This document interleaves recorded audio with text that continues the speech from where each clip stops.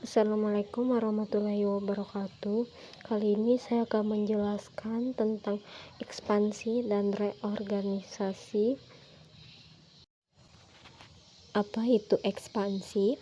Ekspansi sendiri adalah perluasan modal, baik modal kerja saja maupun modal tetap yang digunakan secara tetap dan terus-menerus di dalam sebuah perusahaan. Ekspansi juga bisa dilakukan dengan cara yaitu satu, ekspansi intern, menambah kapasitas pabrik, unit produksi dan divisi baru. Kedua, merger dan akuisisi. Merger, dua perusahaan atau lebih sepakat untuk bergabung karena mereka memiliki sumber daya dan kemampuan yang jika dikelola bersama akan menciptakan keunggulan kompetitif yang lebih kuat. Sedangkan akuisisi sendiri, sebuah perusahaan membeli perusahaan lain dengan maksud penggunaan kompetensi inti yang lebih efektif dengan menjadikan perusahaan yang diakuisisi sebagai cabang dalam portofolio bisnis. Ada contoh ekspansi yaitu Goto.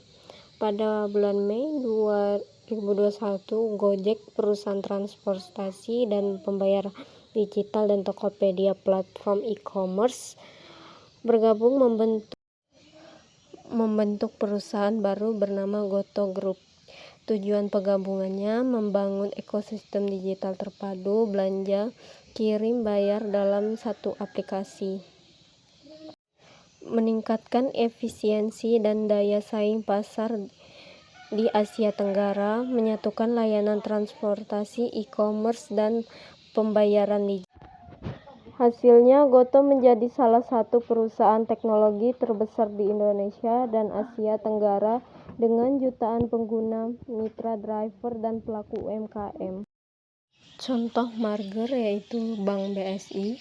Pada tanggal 1 Februari 2021, Bank Syariah Indonesia atau BSI sendiri berdiri setelah penggabungan 3 bank milik BUMN, yaitu BRI Syariah, BNI Syariah, dan Bank Syariah Mandiri. Lalu di sini ada contoh akuisisi. Akuisisi sebelum akuisisi dan setelah perusahaan A akuisisi ke perusahaan B. Pemegang sahamnya itu ada Budi, Denny, Yoga di perusahaan A. Sedangkan pemegang saham perusahaan B ada Vera, Olive, dan Dini. Lalu setelah perusahaan A akuisisi ke perusahaan B, perusahaan A pemegang sahamnya Budi, Denny, Yoga, tapi perusahaan B pemegang sahamnya itu perusahaan A membeli perusahaan B sahamnya. Jadi sekarang pemegang saham perusahaan B yaitu perusahaan A. Di sini ada contoh lagi, akuisisi Facebook terhadap Instagram. Pada tahun 2012, Facebook membeli Instagram, sebuah platform media sosial berbasis foto dan video, untuk memperluas portofolio layanan. Ada dua motif ekspansi, yaitu motif ekonomi dan motif psikologis. Motif ekonomi yaitu ekspansi didasarkan atas pertimbangan untuk memperbesar atau menstabilkan laba yang diperoleh. Sedangkan motif psikologis, ekspansi suatu perusahaan didasarkan pada personal ambition dan pemilik perusahaan untuk memperoleh prestise dan kekuasaan yang lebih besar. Keuntungan ekspansi ada 4, yaitu adanya produk yang ekonomis, kedua pembelian dan penjualannya ekonomis, ketiga manajemen yang ekonomis, yang terakhir pembelanjaan yang ekonomis. Untuk ekspansi juga ada 2, yaitu business expansion, final expansion. Business expansion itu ekspansi yang dijalankan tanpa mengakibatkan perubahan struktur modal perusahaan. Sedangkan financial expansion terjadi perubahan struktur modal karena adanya pembelian atau penambahan aktiva tetap. Lalu ada sumber expansion. ada dua, yaitu business expansion dan final expansion. Ekspansi yang berangsur-angsur, ada sumber intern dan sumber eksternnya. Sumber internnya cadangan ekspansi, laba, akumulasi, penyusutan. Sementara sumber eksternnya kredit dari penjual, kredit dari bank. Kedua itu ada financial expansion, ekspansi yang melonjak.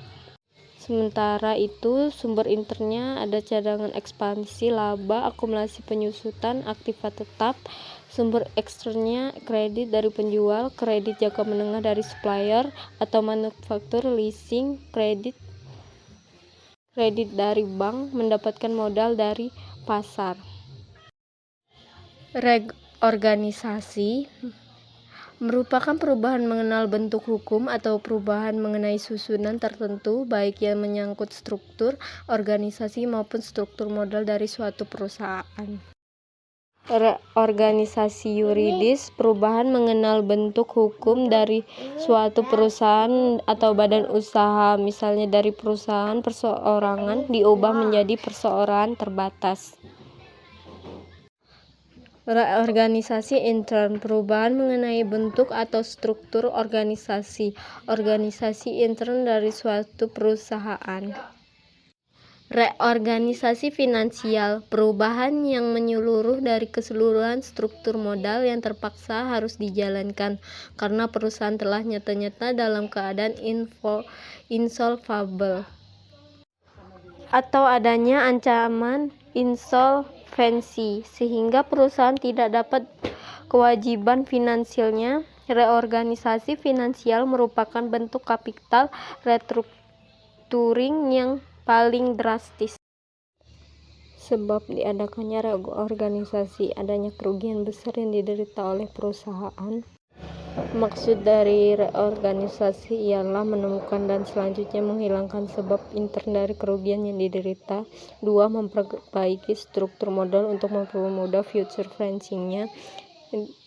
Tujuan reorganisasi agar perusahaan sesudah reorganisasi akan berada dalam keadaan atau finansial yang lebih sehat dan kuat, sehingga untuk berikutnya perusahaan akan dapat bekerja dengan menghasilkan keuntungan untuk para pemberi modal.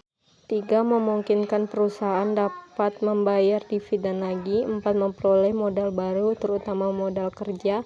5. Mengurangi beban tetap. Jenis-jenis reorganisasi: reorganisasi tanpa menarik modal baru, reorganisasi dengan menarik modal baru, reorganisasi dengan mengembalikan modal kepada pemegang saham dengan membeli kembali sahamnya di bursa efek. Oke, mungkin segitu saja atas penjelasan kali ini. Kurang lebihnya mohon maaf. Wassalamualaikum warahmatullahi wabarakatuh.